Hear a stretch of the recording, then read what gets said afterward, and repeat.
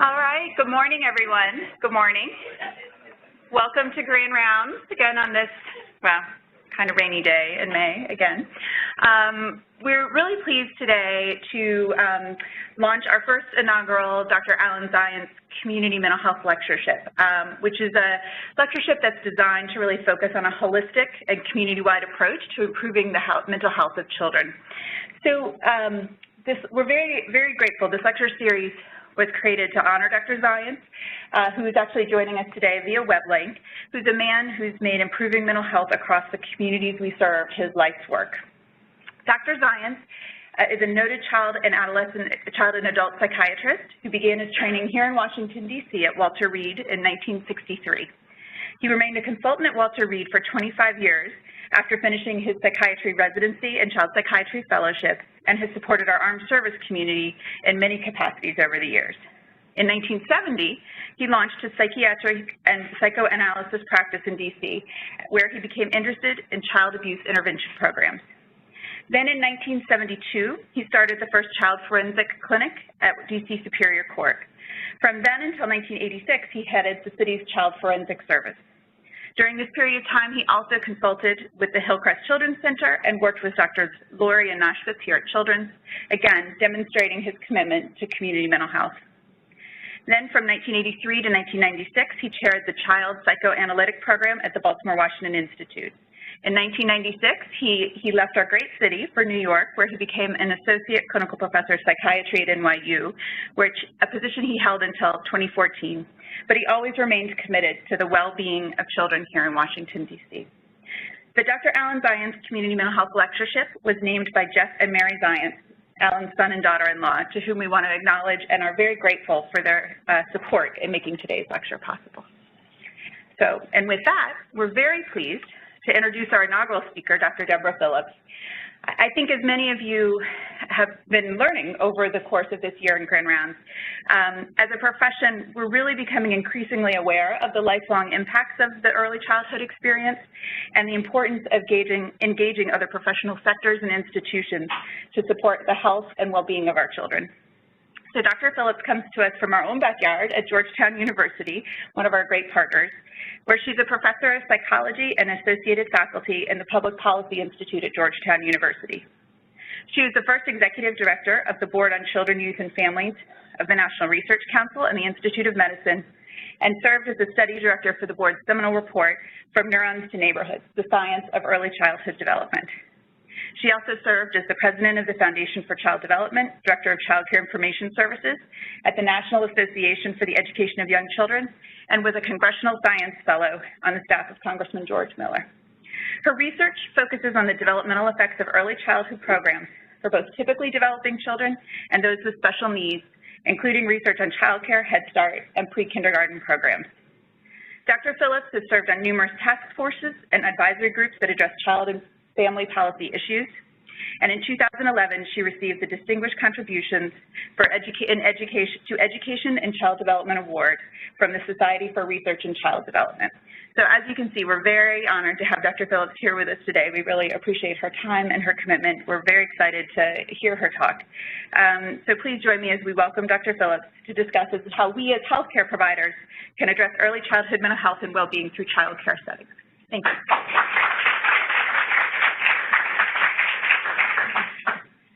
Well, I am really deeply honored to be here, and especially in the context of this wonderful inaugural speaker series. So thanks to the family of Dr. Alan Zients. I really do believe in my field of developmental psychology, many of the most exciting discoveries are really coming at the intersection of those who study the mental health of young children and those who work with children's pediatric care. So it's very rewarding to me personally, actually, to be able to join you under this particular auspice. So you might wonder, what does early care and education, or child care shorthand, have to do with the neurobiology of development? These would seem to be quite separate realms of empirical and intervention, empirical research and intervention. But what I hope to show you this morning is how these historically separate lines of inquiry and intervention have converged, and to share with you some of the very consequential discoveries that are emanating from new lines of research at their intersection about both the developmental effects of childcare and about how early experience gets under the skin to influence the neurobiology and behavior of the young child.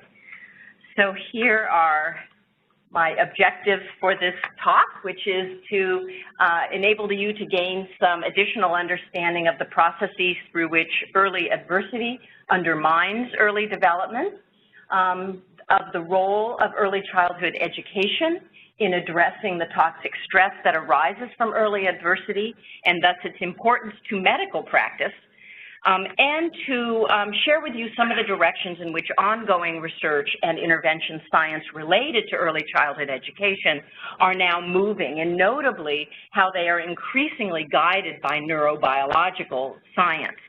And I know that you've heard some of this already from Dr. Robert Block in particular, when he talked about toxic stress, the difference between toxic stress and non-toxic stress, as it disrupts the HPA system in particular. So there'll be some echoes of some of that in what I'm going to share with you today. So let's start with two strands of empirical research, one on early care and education, and one on biological sensitivity to context. So those of us who study children have been studying early care and education settings for close to 7 decades. Not me, my predecessors, right? Although I'm getting up there.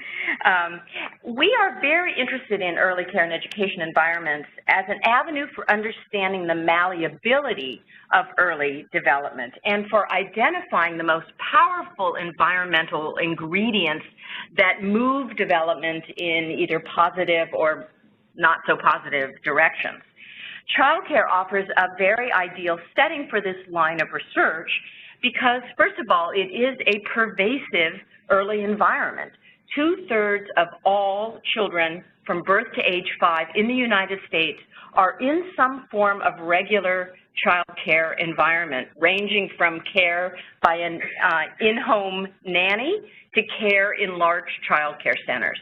The average child in the United States enters child care at about 12 weeks of age and enters for about 28 hours per week. So you're starting on really many, many years of exposure to early care and environment settings from the very beginning of life, embarking on a journey by which heavy reliance on parents and relatives initially turns into reliance on other kinds of home-based settings, and really very early on onto reliance on child care centers where children are exposed to fairly large groups of peers, which I'm going to come back to in a little bit.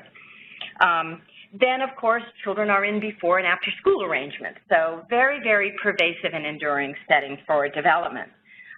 So as a result, child care is a normative aspect of the childhood years and beyond. It literally saturates the experiences of young children in this country, more so than in other countries because we do not have much in the way of a family leave policy. Further, what children experience in child care is notably less confounded by the genetic influences of children's parents than is looking at children at home. Now, of course, parents pick their child's child care setting, so it's not completely free of the influence of genetics, but it's a little less influenced, and so we feel a little more confident that we are looking at environmental influences on development because we're studying these children outside of their families. The focus of this line of inquiry today is on how to best capture the essential ingredients that most powerfully affect the development of young children so that we can inform both science and policy and practice aimed at improving the mental health and development of young children. There is very little attention paid in the child care research literature on individual differences. The second strand of inquiry, however, concerning biological sensitivity to context, which has emerged from a much broader study of the biology of adversity, or how trauma and adverse experiences get under the skin. And I know this is what you've heard a little bit about already. Biological sensitivity to context refers to individual differences in response to environmental variation, and specifically to features of children, both biological and behavioral, that affect how they respond to their experiences. Investigators who examine biological sensitivity to context have come up with a wonderful analogy, that of orchids and dandelions, to describe what they do. So dandelions are these highly resilient flowers that are almost impossible to get rid of if they sprout up in your lawns, right? They'll do fine almost no matter where they grow. They're sort of less sensitive, if you will, to the environments that surround them. Orchids, on the other hand, require very special care and feeding, or they wither very, very quickly. So they are much more vulnerable, if you will, to the kind of care and feeding that they get. I know this from personal experience because as a young assistant professor, I was assigned to the task of taking care of hundreds of orchids of a senior colleague in my department, and by the time she returned from her sabbatical, every single one of them was dead. I was convinced my career was over at that point, so this analogy sort of makes me quake in my boots a little bit. But the idea here is that because of temperament, because of very early experience, because of health conditions, some children are just more sensitive to variation in the environments that they reside within. And I'll come back to this idea in a little bit.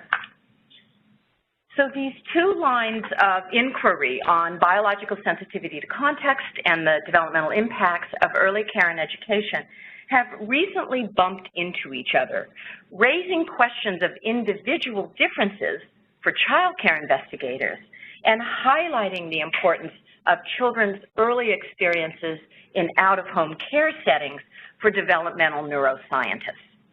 So among the questions that are now driving research on early care and education are the following. How do children with different backgrounds and characteristics respond to their experiences in early care and education? How does the peer environment in early care and education affect answers to this question? And can high-quality early care and education serve as an intervention, particularly for the orchids? And a bottom line here is that the quality of early care and education matters more for the orchids, as you might expect. But today, I'm going to focus on questions 1 and 2, and I'm happy to answer questions about any of these issues at the end of the morning. Okay. Importantly, these new lines of research hold the promise of addressing two of the most profound and perplexing questions in my field of developmental science. First, how is the child who's born with a tendency to be rather overactive, oppositional, and impulsive subsequently trained by the world to behave well or coerced into behaving badly? And that's a quote from Sir Michael Rutter, who is a very prominent developmental psychiatrist in Britain. Second question from Dr. Tom Boyce, who's a pediatrician, and he asks, why do some children have lives of disproportionate misfortune? These questions pose very urgent questions to us, and they motivate my own research in this area. Those seeking answers to these questions frame their work as examining how adversity gets under the skin, the biology of misfortune, and the biological embedding of risk, and the epigenetic regulation of behavior. And again, I know you've heard some of the evidence in these different, very interconnected strands of science. They are drawing upon long-standing literatures on adverse events, chronic stress, and trauma, while also examining adversity arising from much more typical experiences such as financial stress and food insecurity in the family, housing instability, poor quality childcare, and negative peer experiences. And I know Dr. Block presented you with the case study of Michael, who initially presented with asthma, and then, oops, what did I do? Yep, oh, thank you. And then showed this kind of unraveling of a lot of other experiences as they created toxic stress in Michael's very early life. So these individuals are asking, how are adverse circumstances biologically embedded into the molecular genomic systems that determine expressions of vulnerability and resilience? Why do some children, the dandelions, flourish, while others, the orchids, succumb to detrimental childhood conditions? What are the active ingredients of adversity? What about the active ingredients of resilience? What opportunities exist for redirecting children onto more promising pathways towards adulthood? How will we know, using both behavioral evidence and neurobiological markers, if we are trying the right things with the right amount of intensity? With regard to early care and education, the questions that are emerging can be captured by these two quotes, one as if the brain was speaking to us, and one from Dr. Jack Shonkoff, my co-editor of Neurons to Neighborhoods. So if the brain could speak, it would say to us that all early care and education settings are, in fact, interventions. And the quote from Dr. Shonkoff is that effective learning requires protecting brains, not just stimulating minds. As you surely know, the brain greedily recruits information from children's environments and experiences to shape its emerging architecture and connections. But the brain is completely ecumenical in what it recruits. It recruits the bad stuff just as eagerly as it recruits the good stuff. So plasticity cuts both ways. As such, the brain does not know if it is developing in the context of a high-quality Head Start program, which we refer to as an early intervention program, and we make sure it supports healthy development, or in a poor quality, unregulated child care home or center, which is designed primarily to meet parents' needs for convenient, flexible, low-cost care and education, which no one refers to as an early intervention program. Yet both programs intervene in early brain and behavioral development to exactly the same degree. The quote from Dr. Shonkoff highlights the essential need to blend the science of early learning with the work informed by the biology of adversity to approach early care and education settings as both engines of opportunity, which is how we typically think about all forms of education, but also as bases of security and safety and predictability and nurturance for all children, to attend to the rich learning opportunities that children can experience in early care and education setting, but also to the vital importance of teacher-child relationships and to children's health and mental health in early care and education. Okay, so that sets the stage, and we can begin to look at some data now.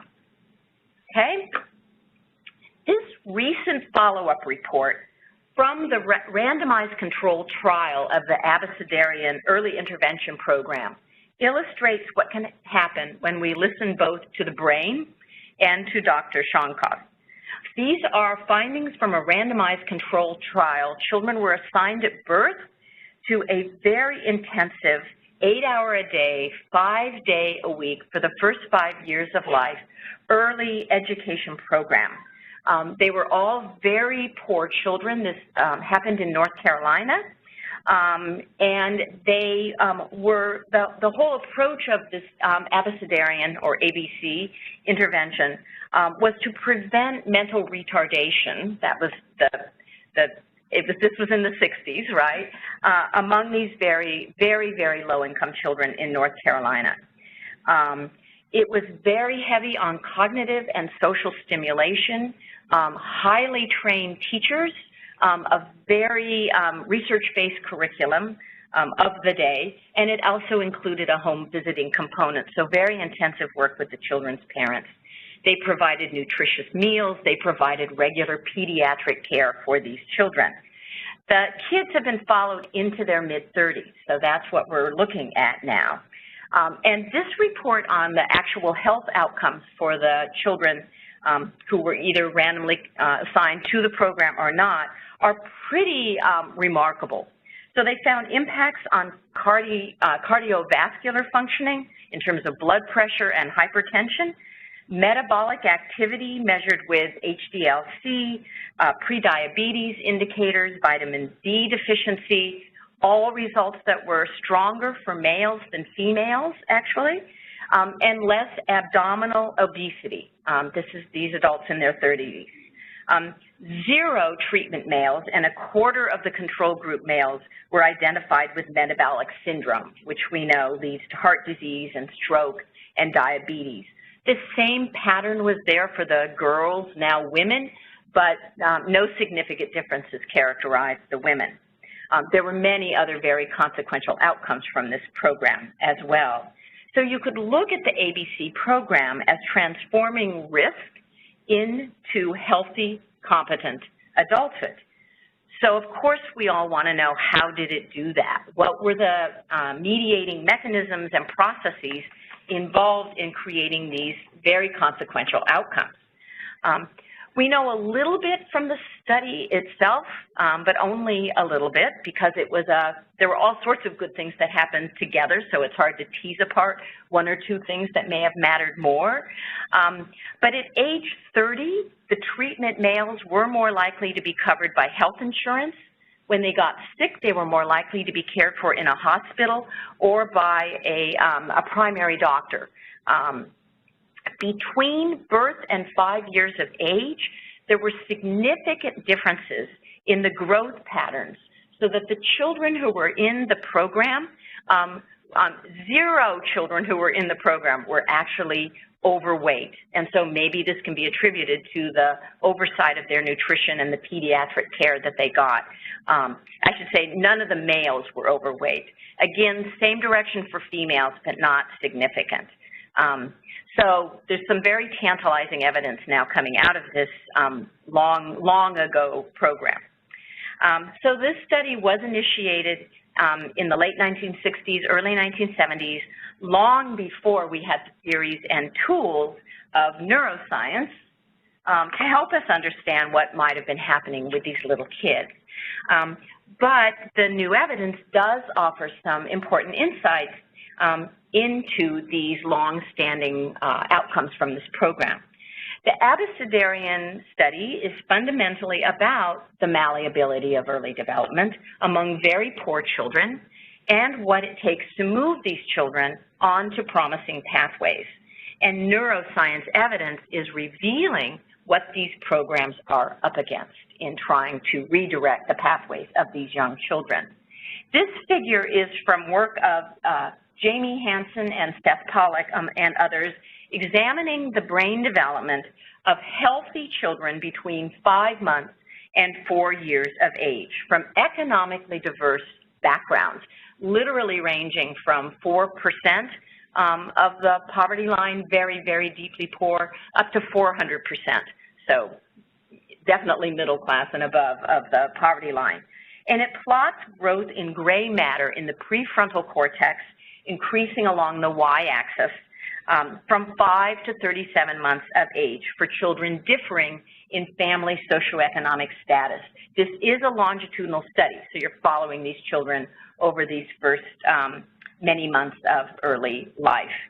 Gray matter in these areas supports the processing of information and executive control of goal-directed actions, namely these executive functioning capacities that underlie so much of positive behavior and health.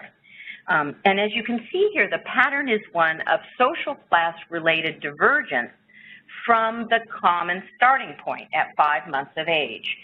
So there were no initial differences in these children, again, all healthy. They screened out children who were not healthy at birth.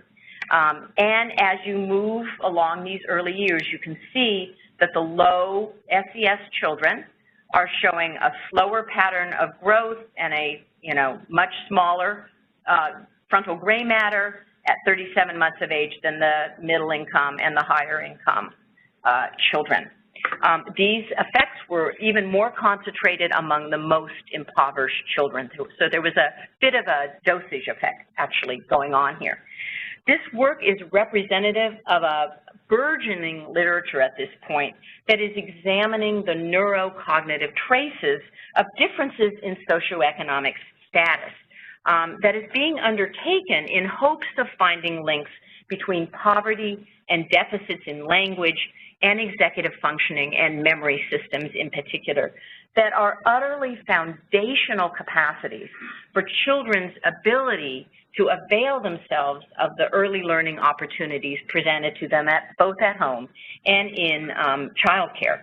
And so the hope here is that we can identify even more specific targets for intervention. I could show you very similar pictures linking variation in social class and its attendant accumulation of risks to hippocampal and amygdala growth and volume, to pro-inflammatory tendencies, to patterns of cortisol input or this HPA axis that you've heard about, and both sympathetic and parasympathetic nervous system activity, including an increasing share of studies with very, very young children. Okay? The evidence here leaves open, though, the question of what it is about poverty that is associated with compromised neurobiological systems and processes. What is it about poverty that is so very harmful to children? Over the years, there have been a whole host of answers to this question. Low income leads to lower resources in the home for supporting early learning. Poverty is associated with compromised parenting, which in turn affects language input and socio-emotional support that young children receive. Poverty is associated with higher rates of community and domestic violence, which produces PTSD-like symptomatology in young children, and so on and so forth. Today, the culprit that is getting the most attention is stress, in part as a result of a growing body of evidence regarding how stress affects the developing brain and on what causes stress in the lives not only of low-income children, but of any child exposed to similar circumstances. So what is stress? I think you probably know this well, but technically stress happens when the demands placed on us exceed our capacity to respond. You know it when you feel it, and in that way, stress is a lot like falling in love, right? So we all know we lose our cell phone, we've lost our keys, we suddenly get bad news, we have to give a talk before a very sophisticated body of healthcare practitioners. So we do know stress when we feel it. It prompts this cascade of neurochemical changes. Adrenaline and cortisol flood our systems and our brains, and we experience this kind of fight or flight responses. When danger passes, most importantly, our systems return to normal. We calm down, our heart rate slows down, and so on and so forth. This is a very, very adaptive system. None of us who work in this area intend to turn stress into a bad word, and in fact, it's very important that we experience and respond to stress with all of these systems, because there are times when we do need to fight or flight. Hopefully not too often, but it does occur. And basically what's happening in our bodies is that we're trading off long-term growth for survival. Because if we can't escape that charging tiger, it doesn't matter if our immune systems are working very well at the moment. We just have to survive so that tomorrow our immune system can kick back in and start functioning well again. That's basically what's happening behaviorally. In children who have experienced sustained adversity, and in particular adversity without the support of a very caring, constant, sensitive adult in their lives. This is kind of the core definition of toxic stress, right? Experience a situation where their systems get revved up, they go into fight or flight mode, but they don't settle back down. They're sort of constantly ready to fight the tiger, if you will, because their life experiences have made that adaptive for them. I hope that makes sense to you. But if early in life you are constantly ramping up and very slow to ramp back down, you really cause very serious damage to your HPA system. It basically gets recalibrated, and to the brain development and biological development. And we are also beginning to understand the epigenetic systems underlying these sustained impacts of adversity. So these basically are children who always are seeing a tiger, even when it really is just a kitten, or for whom a crowded room becomes a terrifying experience. It's almost PTSD-like, okay? What we see in the HPA axis and other biological systems that affect brain development is both sort of an overreactive system, but also underreactive systems, and we're trying to understand this now. It may be the case that initially these developing systems overreact and then over time begin to underreact. Neither is adaptive, as I would hope you would understand. So these are processes that then, of course, affect the HPA axis, affect the development of the hippocampus, very important for memory, and affect the development of the amygdala, or the emotion control system in the brain, which is why we see the pictures like the one I showed you earlier. Importantly, from the vantage point of those of us who study early care and education, these are the kinds of capacities and behaviors that these prolonged periods of stress and dysregulated stress response systems take offline. So these executive functions, the ability to follow directions and remember instructions to achieve a goal. So an early education teacher says to the children, come into the classroom, hang your coat up, grab a book from the book corner, and then sit in circle time. So a child who's experienced this kind of sustained stress may remember to hang up her coat, but then may forget what to do. So what you see in the classroom is a child who's kind of wandering around. And it makes all the difference in the world to that child if the teacher immediately thinks, this kid never listens to me. This is a bad kid. Why does this kid misbehave? Versus a teacher who says, this child is experiencing, probably not in these words, but executive functioning challenges, but it doesn't go right to bad kid, but thinks there's something going on in this child's life that I need to understand better, because this child is struggling with remembering, you know, even the simplest of directions. But a series of 3 directions can be very difficult for a child like this. Controlling impulses and resisting temptations, very difficult. Paying attention and shifting attention. Now it's time to go to nap, or now it's time to go to lunch. Again, transitions are very challenging for these children. Importantly, because of, again, the brain systems that are affected, these are children where it's very difficult for them to incorporate corrective feedback. They don't really register when somebody, even in the kindest of ways, is correcting a mistake. You can imagine the implications for early learning. Emotion regulation, very, very challenging. Again, remember, they're always seeing tigers. They don't see the kittens. They tend to, if you show them a series of neutral faces on a screen, that very gradually morph into an angry face.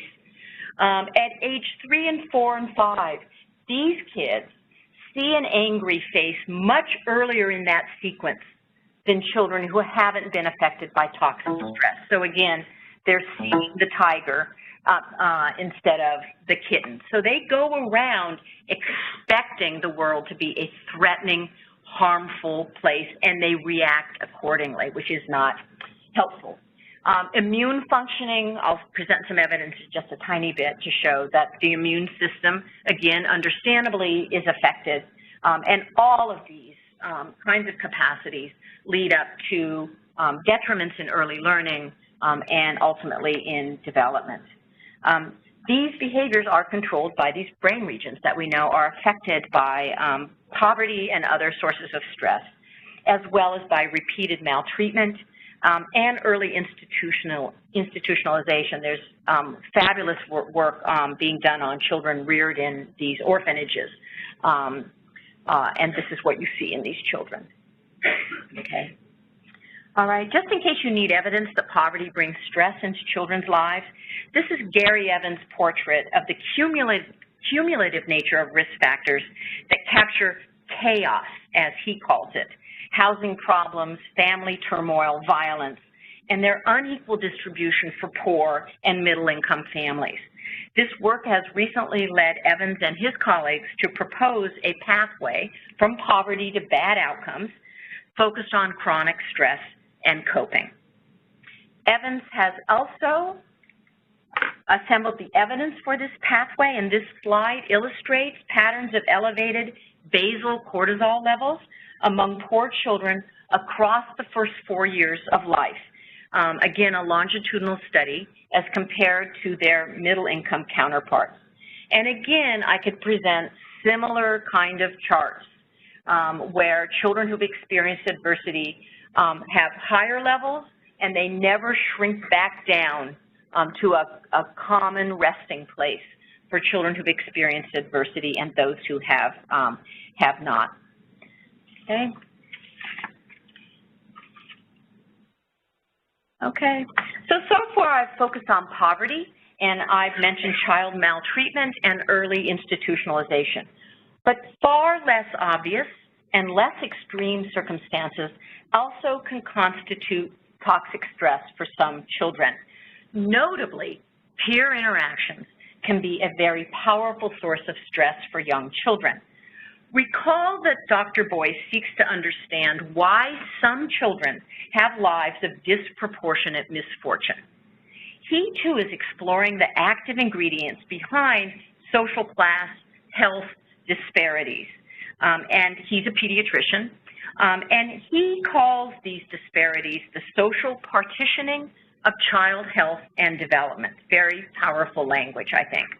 His departure point is the growing evidence suggesting that childhood exposures to socioeconomic inequalities establish enduring developmental trajectories, leading to lifelong differences in rates and severities of medical conditions, disorders of mental health, and gaps in educational achievement. So what is the active ingredient from Boyce's vantage point? He believes that it is related to social subordination in childhood, namely the experience of being in a subordinate position in early peer hierarchies. He is very interested in the literature on bullying, for example. So as it turns out, victimization in little kids, like its more pernicious counterpart in adult life, is focused on particular children in particular settings. Experiences of exclusion and social hierarchies, winners and losers, emerge at very young ages, with children falling into dominant and subordinate positions within their group. These individual differences in social ordering are considered by Boyce to be the headwaters of susceptibility to health and mental health problems, aggression, and enduring victimization. There's a fair amount of research with both animals and humans, including young children, to support this claim. So Boyce concludes that violent behavior, including victimization, is an outgrowth of interactions between social conditions involving inequalities in social position and heritable differences in biologically based reactivity to social environments. Again, we're back to the orchids. As an example of this work, Boyce and his colleagues examined social hierarchies among kindergartners in both naturalistic and experimental settings. His naturalistic settings were peer groups in early care and education settings. And he has compelling evidence that children at the bottom, first of all, children sort themselves into these hierarchies, and children at the bottom are significantly more likely to experience physical attacks, verbal threats, and relational aggression. And as you can see here, children in the lowest social position, okay, so here and here, exhibit much more negative behavioral outcomes. So here, this is separated by gender, and again, interestingly, as with the Abecedarian study, the findings are stronger for boys than they are for girls, something we have yet to understand. But you can see that they are much more likely to experience depression here, inattention, fewer peer relationships, and lower academic competence. Okay, girls show similar patterns, but again, not nearly as dramatic. All right, so he also found that the low status kindergartners, don't worry about the rats, look at this, guys, again, show much more reactive stress response systems. So these are the subordinate kids, right, compared to the dominant kids. In these kindergarten, just naturalistic classrooms, and in these laboratory studies that he conducts. Okay, and this then takes us back ultimately to biological sensitivity to context.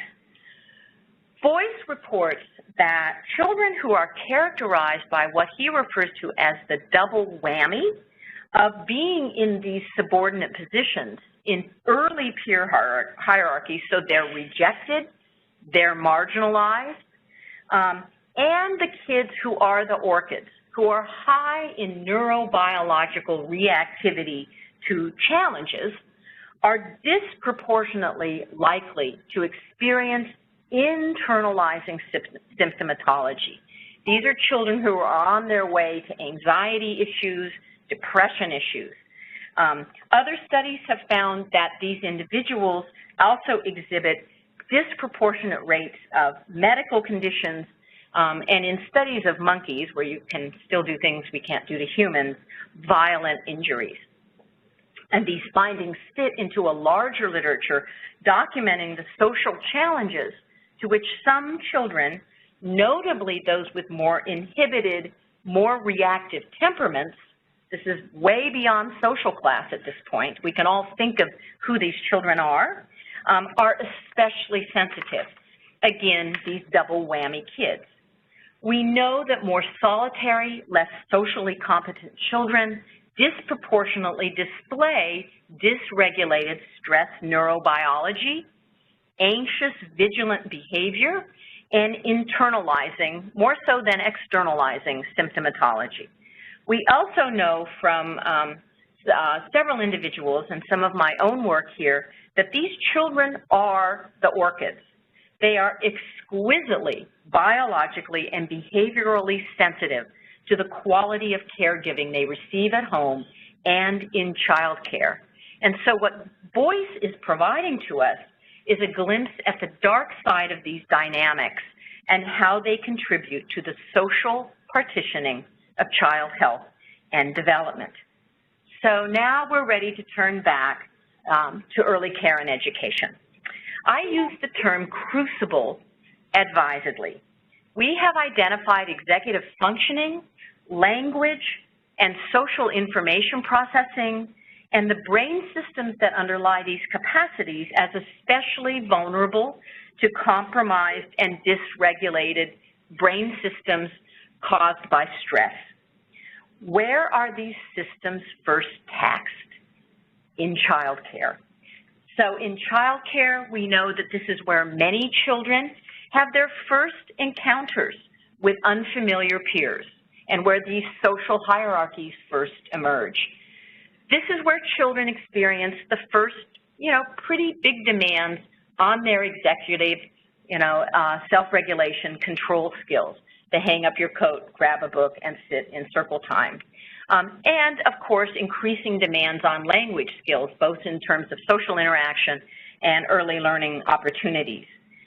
These are also the capacities that when you ask early childhood teachers and elementary teachers what they care most about, this is what they tell you. They worry about the kids who can't follow directions, the kids who can't sit still, the children who seem to be either neglected by their peers, who have trouble entering peer interactions, and of course the children who are more aggressive towards their peers. So they don't worry so much about whether children know their numbers or their letters. This is what you hear from early childhood teachers. These are the systems that they really genuinely care most about. So 15 years ago, as developmentalists and neuroscientists began to work together, evidence began to emerge regarding children's stress responses over the day in childcare. We're not talking about child abuse and neglect here. We're not talking about orphanage rearing. We're talking about an environment that is far from extreme and, as I started out, is very normative in the first few months of life. So rather than the typical daily decline in cortisol levels that are seen in children in their home settings, the pattern seen by the same children when they're in a group child care setting is just the opposite, one of rising cortisol over the course of the day.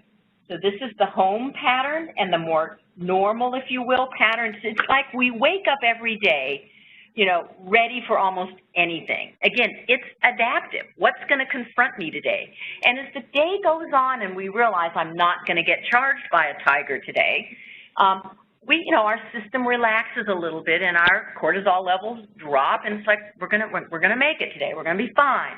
In childcare, the kids sort of just keep getting ramped up over the course of the day. On average, these are average figures. The pattern is more pronounced in childcare settings that are of lower quality, and by lower quality I mean less responsive and sensitive teachers. It is all about the adult-child interaction. So you can see over here that these dots representing multiple children where you've got the lower attention and sensitivity and a larger rise in cortisol compared to over here, where you don't see it when you have these sensitive caregivers. Again, what buffers toxic stress? A strong, consistent attachment relationship, okay? A particular behavior that you see over here, in this column, is teachers who are just kind of intrusive, meaning that they're not reading the children's signals and responding accordingly. So they both get over-involved with the children when the children want less and under-involved when the children want more. Okay. And then back to biological sensitivity to context, and I'll walk you through this slide. Some children are orchids, and some children are more likely to show this rising cortisol pattern over the course of the day than others in response to poor quality caregiving. So these are, sorry. There we go. These children are high in behavioral inhibition. These are these anxious, more withdrawn, more subordinate children, right? And you can see that when they experience high quality caregiving, highly intrusive caregiving, their cortisol levels go through the ceiling over the course of the day compared to the other children who are not as socially reactive, okay?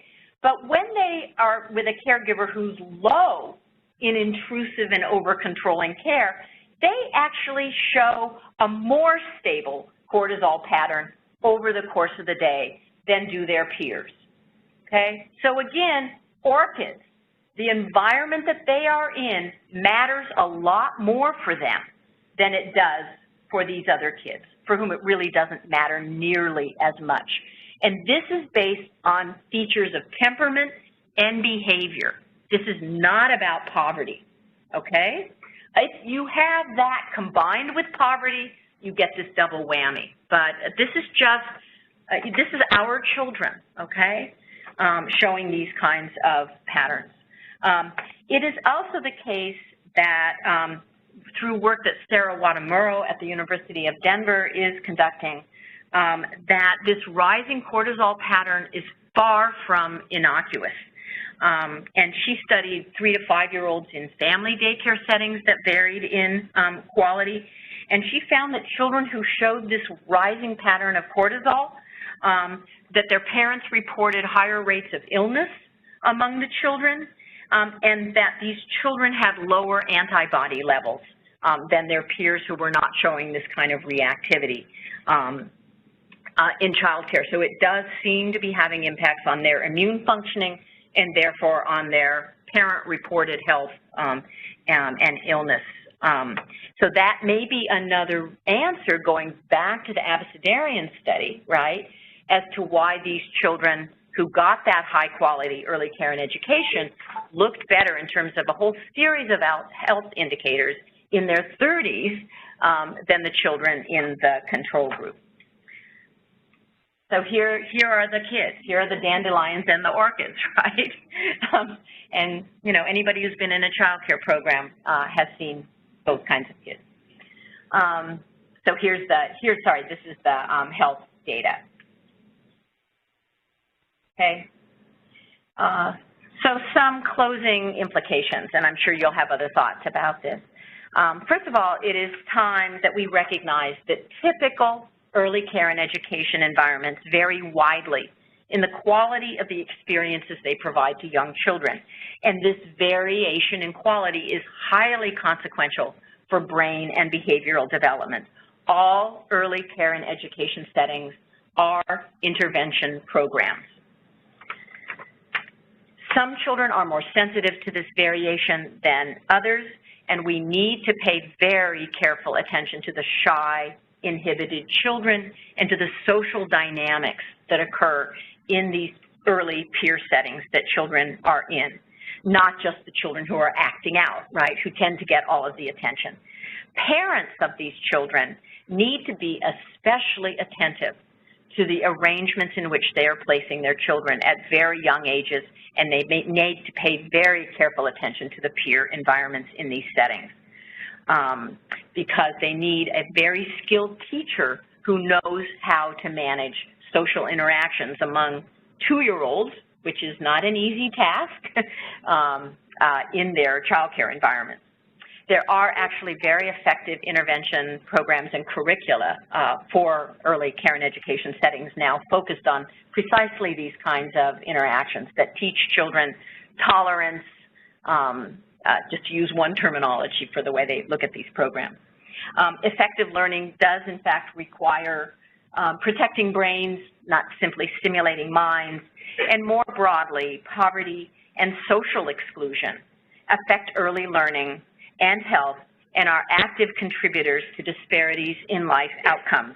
It's very, very important for physicians and mental health practitioners to attend to the social surrounds of the children that they care for. So thank you very much. I hope I didn't throw too much at you, but wanted to tell you the story.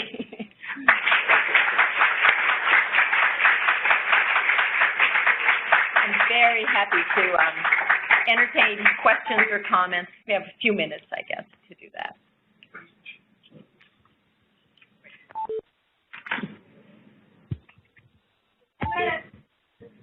For the last bar graph, I was just wondering how the kids were chosen to be on either the blue or the purple. Yeah. This was not an intervention study.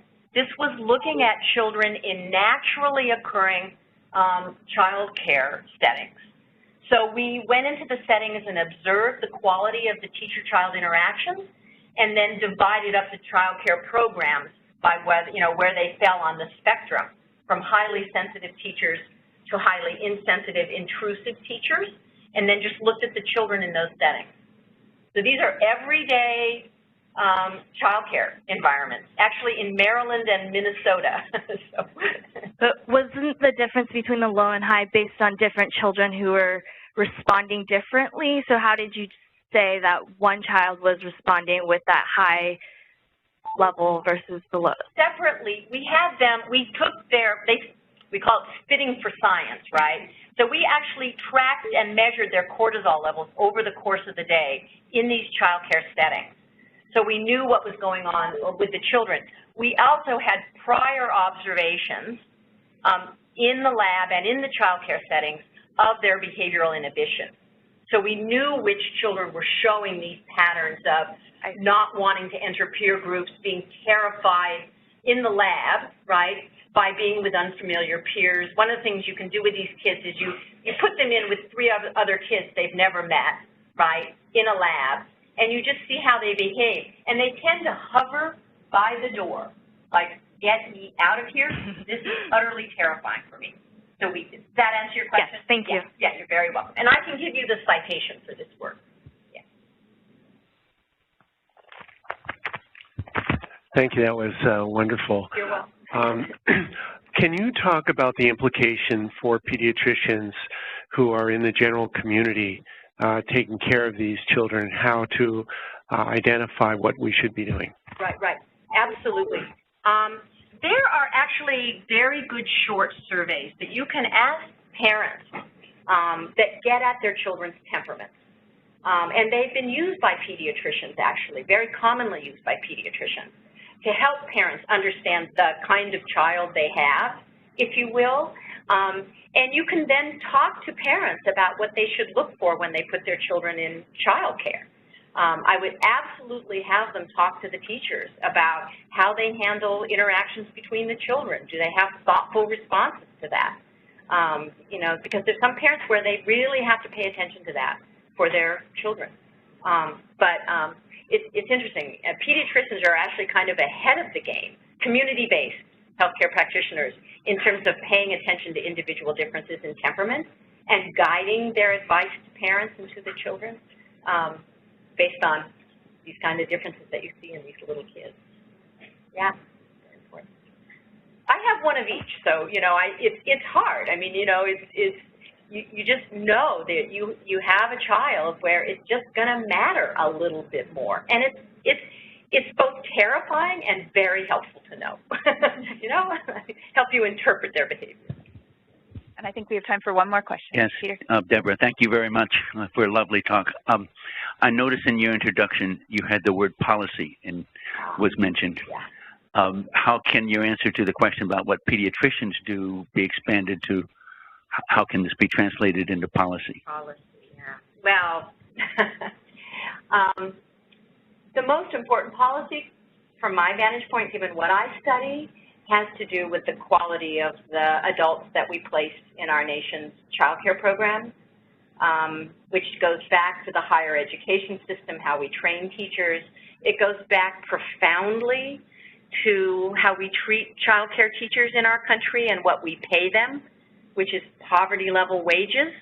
They themselves are often highly stressed in these child care programs. So it goes to resources, it goes to national respect for this very, very important set of adults in our society, and it goes to professional development for these teachers and training them, both in this kind of evidence so that they interpret children's behavior appropriately and sensitively and know what to look for and know how to respond. That takes resources. It really does. So to me, it's all about the quality of children's experiences in child care. We do know how to get it right, and that's the real crime here, in my opinion. It's not that, thanks to much of the research funded by NICHD, right, and your position there, Peter, we know there are curricula, there are training programs, We know what to look for, we have this evidence, and we just simply are not translating it into practice in this country. And that's a matter of both practice and policy. Wonderful. Well, I think that's a lovely way to end the morning. So thank you very much, Deborah. We really appreciate your